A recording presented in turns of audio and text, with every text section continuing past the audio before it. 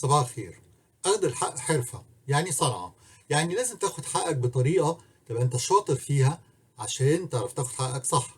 الفيديو اللي فات اتكلمت على العنجهية المصرية، واتكلمنا فيه إن إزاي أنا ضيعت حق كتير جدا في بلد زي كندا، وناس كتير مهاجرين بيضيعوا حقوقهم عشان بنتكلم بعنجهية.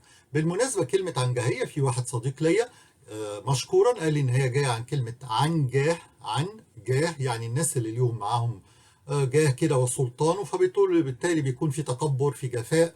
وده المعنى بتاعها في القاموس، هو انك ازاي تبقى بتتكلم يعني من مناخيرك بقى صح، نرفزه وغلط وكل الحاجات دي.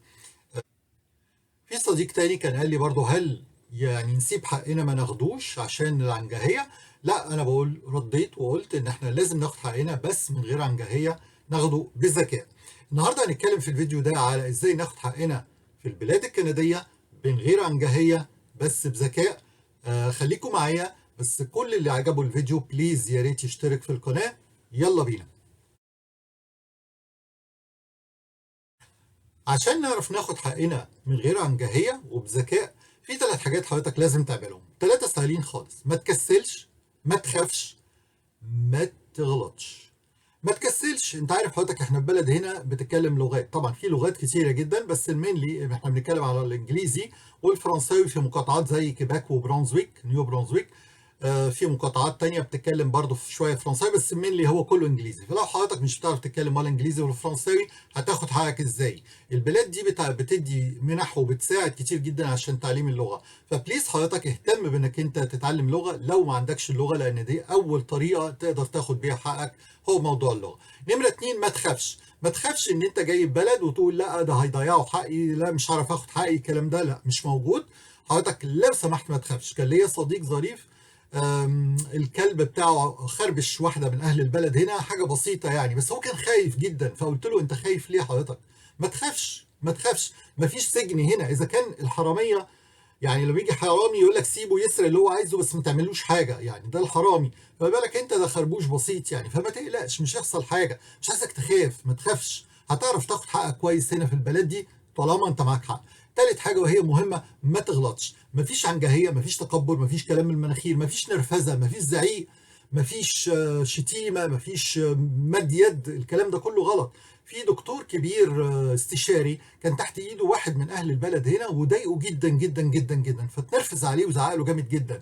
فلما راحوا رئيس القسم بيكلموه، رئيس القسم قال له على فكرة انت حضرتك معك حق، بس اللي عملته ده ضيعت حقك بيه، لان هو من حقه ان هو يقضيك بسبب اللي انت عملته، لان مش من حقك تزعق له ولا تتنرفز.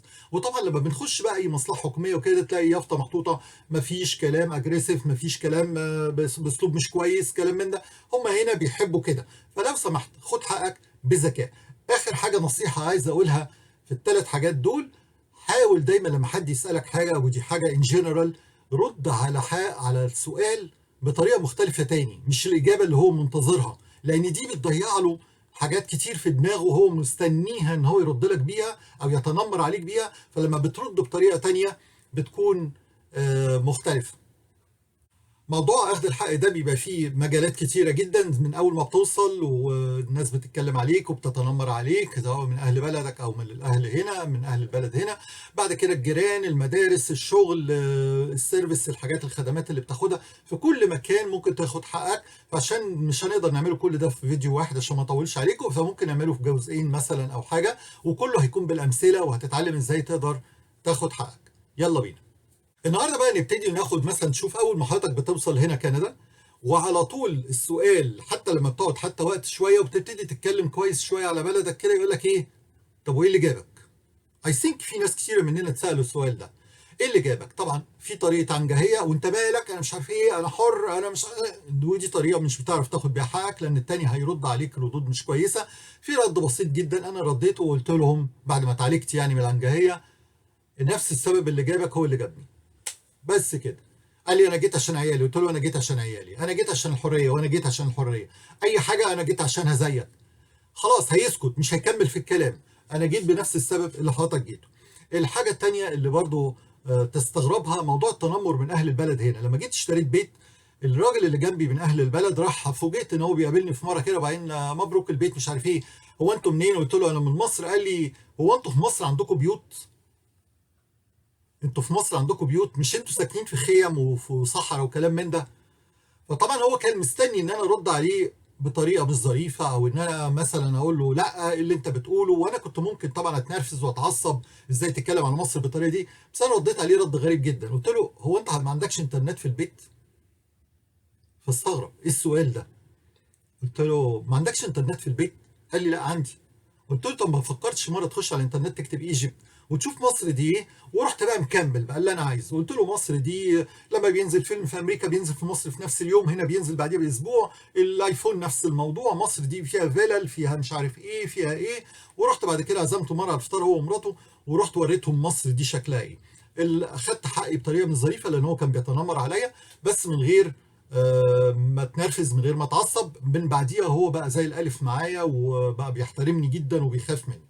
طيب الموضوع التاني بقى الجيران.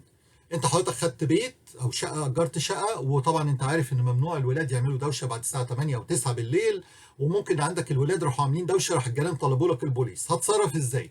طبعا في طريقه العنجهيه ان انا هتنرفز وهقول للظابط طب انا اعمل ايه الموضوع مش ايه، وطبعا تخسر الظابط وتخسر كمان انه هيعمل لك مشكله، ممكن يعمل لك نوتس ولازم بعد كده العيال يسكتوا، تضطر حتى تسيب البيت خالص وتمشي. في طريقه اسهل بكتير جدا تاخد حقك بيها، بانك انت ممكن تقول له اي ام سو سوري، انا يعني انا اسف، بس دول ولاد صغيرين مش عارف اتصرف ازاي، يا ريت تقول لي تساعدني بان انا اعرف ازاي اتصرف معاهم، ويا ريت بعد اذنك هجيب لك الولاد وقول لهم. الضابط هيتعاطف معاك جدا، ما عندوش اي مشكله خالص، وهيقول لك حاضر وهات الولاد، وهو يقعد معاهم بطريقه ظريفه ويتكلم معاهم ويقول لهم عشان خاطري ما تعملوش دوشه مش عارف ايه. الولاد هيسمعوا وانت حليت المشكله من غير عنجهيه، وخدت حقك من الناس اللي تحت، لان هو هينزل يقول لهم خلاص مش هقدر اعمل لهم حاجه، هم الناس اللي تحت مستنيين ان هو يعمل لهم محضر، يعمل لك محضر او اي حاجه، بس انت تعرف تاخد حقك بطريقه ظريفه جدا. في مره من المرات برضو كنت ساكن لسه في شقه، وبعدين بنت صاحب البيت، هو كان دورين، فبنت صاحبة البيت شتمت مراتي. طبعا في طريقة العنجهية سهل جدا، انا كنت اتعالجت خلاص، بس كنت ممكن اتنرفز عليها وازعق لها وانت مش من حقك تتكلمي عنها كده، وانت فاكرة نفسك مين ومش عارف ايه وبتاع.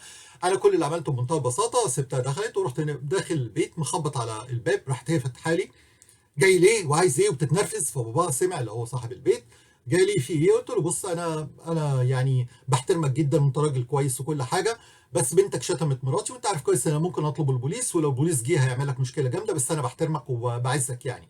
طبعا انا بعمل كده عشان برضو احنا ساكنين مع بعض، ما ينفعش يبقى في بيننا وبين بعض خلافات، والا هضطر همشي واسيب البيت، وده ما كانش وقته يعني. فكانت النتيجه ان هو مسك البنت بهدلها وقال لي انا اسف وحقك عليا وما تزعلش، ومسك البنت بهدلها. دي طريقة تانية تاخد بيها حقك لو من الجيران بتوعك. واحد تاني برضو الجيران بتوعه كانوا كل شوية يضايقوه، يخشوا له في الباك يارد بتاعه ويكسروا له الشجر، مش عارف زرع حاجة يبوظوها له، حاجة بطريقة مش ظريفة، يكسروا له السور كلام من ده. فكل مرة يتصل البوليس وما بيعملوش حاجة. فكانت النتيجة الظريفة ان هو عملها، ان هو راح جايب كاميرا وحطها من ورا كويس، وشايف قاعد شايف قدامه، يوم ما يحصل حاجه الكاميرا بتسجل. فكانت النتيجه ان هو من يومها ما ابتدوش يعملوا اي حاجه. كان طبعا سهل ان هو يتنرفز ويزعق ويجيب البوليس يزعق، بس ما كانش هيوصل لحاجه. خد حقه بطريقه غير ظريفه جدا في المحل الكبير اللي انا ما بقدرش اقول اسمه، يعني بيبيع كاميرات كده، ممكن كاميرا او كاميرتين مع بعض، بيحطوهم يركبهم يوصلوا مع الكمبيوتر والموضوع خلص وانتهى. دي الطريقه اللي هي تاخد بيها حقك مع الجيران. طبعا في امثله كتيره بس عشان الوقت. الفيديو ده تقريبا كده خدت شوية حاجات، ان شاء الله هنكمل في الفيديو الجاي بقية الحاجة. متابعونا، واللي ما شافش الفيديو الاولاني ممكن يتفرج على الفيديو العنجهية المصرية الاول، وبعدين يكمل ده ويكمل الفيديو التاني ان شاء الله هينزل على طول بعدها، عشان نحاول نعرف ناخد حقنا ازاي في بلد المهجر اللي احنا فيها دي، من غير ولا نتنرفز ولا نزعق ولا نغلط، وما نخافش من اي حد. واي حد عنده اي استفسار يعني من عينيا الاتنين ليه، واي حد عنده يقدر يشاركنا بتجربة بتاعته برضه يا ريت يكتبها على اليوتيوب، دي حاجة كويسة جدا. يومكم جميل.